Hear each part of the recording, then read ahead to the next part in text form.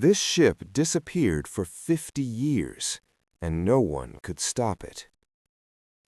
The cold did not arrive suddenly. It crept the way silence does, slow, unnoticed, inevitable. In the far north, where maps blur into white emptiness and the ocean hardens into moving stone, a steel cargo ship drifted away from human control and into legend. Sailors would later swear they saw her between ice floes, her hull scarred but stubborn, moving without a crew, without smoke, without sound. Governments tried to capture her, companies tried to reclaim her. Nature refused to let go. Her name was SS Baichimo, and for nearly half a century she would vanish and reappear like a ghost across the Arctic Ocean. No distress call was sent, no dramatic explosion tore the night apart. There was no single moment anyone could point to and say, "This is when she was lost."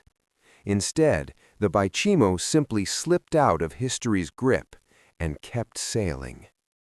The Baichimo was never meant to be famous.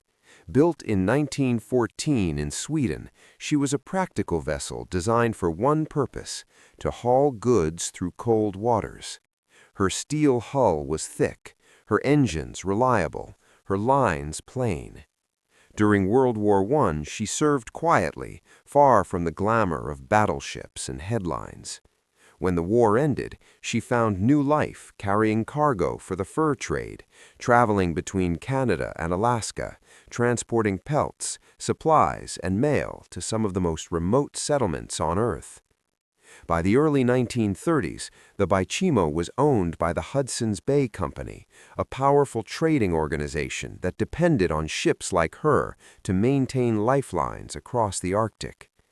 Every voyage followed a rhythm shaped by ice and weather. Crews knew they were guests in a hostile environment. The Arctic did not negotiate. In October of 1931, that reality became impossible to ignore. The Baichimo was navigating the waters near Alaska when the ice began to close in earlier than expected.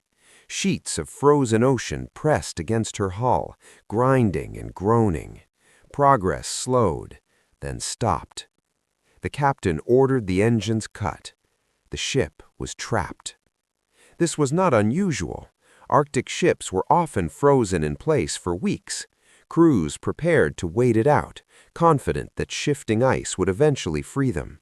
Supplies were inventoried, routines adjusted. Men slept knowing the ship was alive beneath them, creaking like an old house in winter. But days passed, then weeks. The temperature dropped further. The ice thickened instead of loosening. Pressure built around the hull, bending steel with the patience of geology. The captain made a decision no sailor ever wants to make: abandon ship. The crew packed essentials and moved to temporary shelters on the ice and nearby land. The Baichimo was left behind, engines silent, lights dark, her decks empty. Still, no one believed this was goodbye. Ships had been abandoned before and recovered later. The plan was simple: wait for better conditions, then return. Then a violent storm swept through the region. Snow erased tracks, wind howled across the ice. When the storm passed and the crew returned to where the Baichimo had been frozen, she was gone. At first they assumed the worst. Perhaps the ice had crushed her hull, sending the ship to the bottom of the Arctic Ocean. No one was surprised by that possibility. The sea had claimed stronger vessels for lesser reasons. The Hudson's Bay Company officially listed the Baichimo as lost. History, however, was not finished. Several weeks later, an Inuit hunter spotted something impossible on the horizon: a ship. It moved slowly through broken ice, unguided, uncrewed. Its decks were empty, its flag did not fly, but it was intact. Word spread quickly: the Baichimo had survived. A small group set out to find her, and when they did, the sight was unsettling. Food still sat in storage. Tools lay where they had been left. Doors banged open and shut with the movement of the ice. It was as if the crew had stepped off moments ago, even though weeks had passed.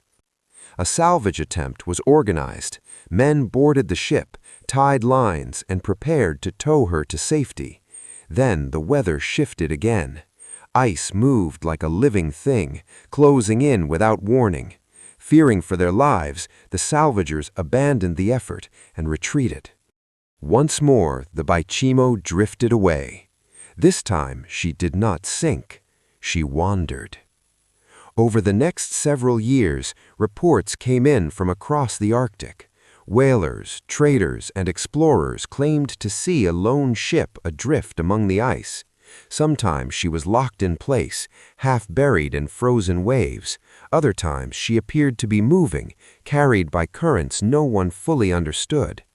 Some boarded her briefly, others stayed away, unnerved by the silence.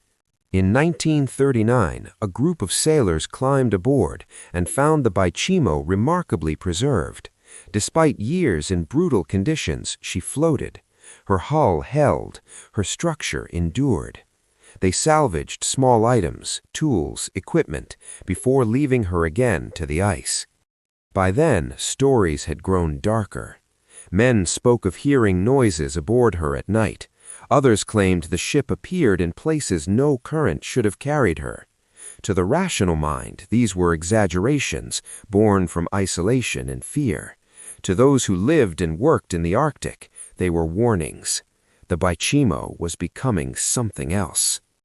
The Arctic is not static. Ice forms, breaks, reforms. Currents shift with seasons. A ship trapped in this system becomes part of it, moving in patterns too slow and vast for human schedules. Year after year, the Baichimo followed these hidden paths. During World War II, sightings continued. Even as the world burned elsewhere, a ghost ship drifted quietly through polar waters. Governments were aware of her. Some considered the danger she posed to navigation. A derelict steel vessel could tear open the hull of an unsuspecting ship. Plans were discussed. Could she be found and destroyed? Could she be towed and scrapped?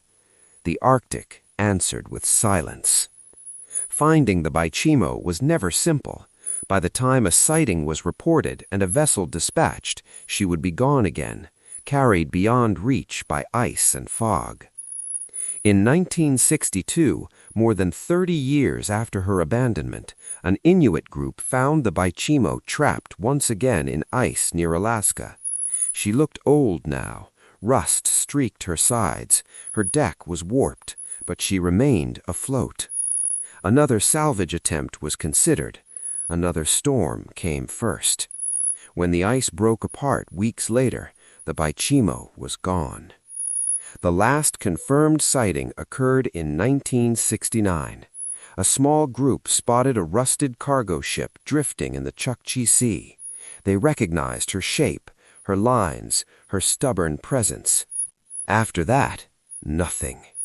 No wreckage washed ashore. No distress signal echoed across the ice. No final photograph captured her end. The Baichimo simply slipped beyond observation, into waters rarely visited, into a silence that swallowed even rumors. She had been missing for nearly 50 years. Why did the Baichimo survive so long when so many other ships failed? The answer lies in engineering and chance. Her hull had been built for cold waters. Steel behaved differently in freezing temperatures, and her structure absorbed pressure that would have shattered weaker designs. Ice supported her weight, sometimes lifting her rather than crushing her. Currents carried her gently instead of forcing her against rocks. But there is another reason, one harder to quantify. The Arctic does not destroy indiscriminately. It tests, and occasionally it preserves. The Baichimo became an experiment no one planned. What happens when human technology is released into a system older and larger than civilization itself? She drifted without purpose, yet followed patterns. She endured without care, yet outlasted generations of sailors. Children were born, grew old, and died, while the Baichimo continued to wander. For the people who glimpsed her, she was more than a ship. She was proof that the world still held mysteries untouched by satellites and schedules. Today, historians debate her final fate. Some believe she eventually sank beneath the ice, her steel bones settling into the dark seabed. Others suggest she may still exist, frozen into a remote ice shelf, slowly being crushed into rust and memory. No one knows. And that uncertainty is precisely why the Baichimo matters. In an age obsessed with documentation, tracking, and certainty, her story